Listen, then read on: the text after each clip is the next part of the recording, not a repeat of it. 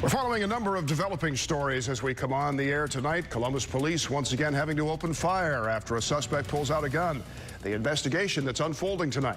And fallout from the deadly school bus crash. The funeral now set for the child, the driver accused of causing the crash in court, and the plans for students to return to school.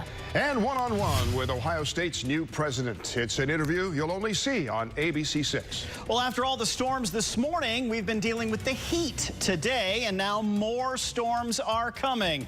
We're tracking the next round of thunder and a cool down next. And Atlanta awaits former President Trump's arrival. We are looking live at the Fulton County Jail now. Trump is on his way, set to surrender in his fourth criminal case this year. You're watching WSYX News at 5. Central Ohio's most watched evening news is on your side. First up this Thursday Eve, we now know the name of the man who was shot and killed by a Columbus police officer. 36-year-old Jamie Overstreet died at the hospital this morning after being shot on the south side following a chase with officers. Police say he had a gun and was wanted on several warrants for violating a protection order. The officer involved a 3-year veteran of the division.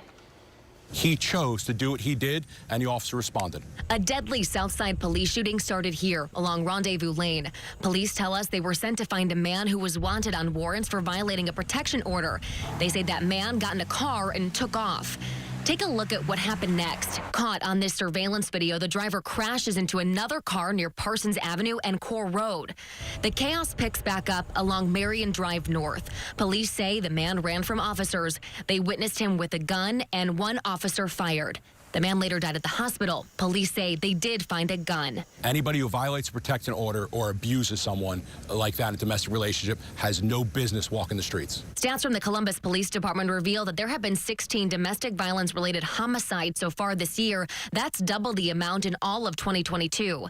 What we're learning about last night is we were grateful that the police responded and that they were able to make sure that this person who had a restraining order against them wasn't able to injure and harm that person again. City Attorney Zach Klein also pushing to keep firearms out of the hands of domestic violence abusers, calling it common sense and saying it's the primary way to protect victims and their families from the threat of deadly weapons. This investigation is now in the hands of the Ohio Bureau of Criminal Investigation. Now, we've been looking into Overstreet's record. This is a mugshot of Jamie Overstreet from the Ohio Department of Corrections. It's from the sentence that he served from 2014 to 2019 for felony assault out of Fairfield County. Now, in 2014, he was accused of assaulting his girlfriend as she attempted to drive to a domestic violence shelter with her kids. The incident prompted an Amber Alert after Overstreet forced his girlfriend out of the car and then drove off with the kids inside. He was eventually arrested following a barricade situation. Now, this was the 11th shooting involving a Columbus police officer this year and 4th in just the last 7 weeks. On July 6th, an officer was injured and a suspect killed during a crosstown crime spree that ended on I-70. Days later, on July 8th, BCI was brought in to investigate the fatal shooting of Antoine Lindsay.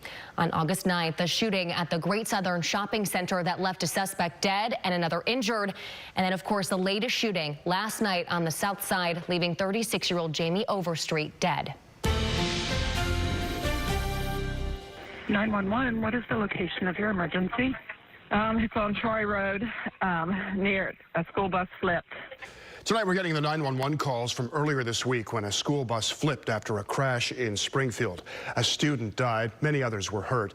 Callers were clearly upset by what witnesses described to us as a terrible scene. Today the driver, investigators say, caused the crash was in court.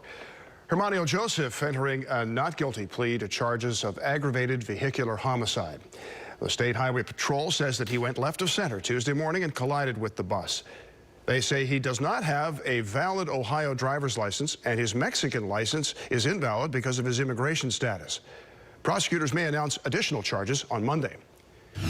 Also on Monday, the 11-year-old boy killed in the crash will be laid to rest. According to the funeral home's website, services will be held for Aiden Clark at 11 a.m. at Fellowship Church in Springfield. On Sunday, there will be a gathering of friends at the church from 2 to 4 and then again from 5 to 8.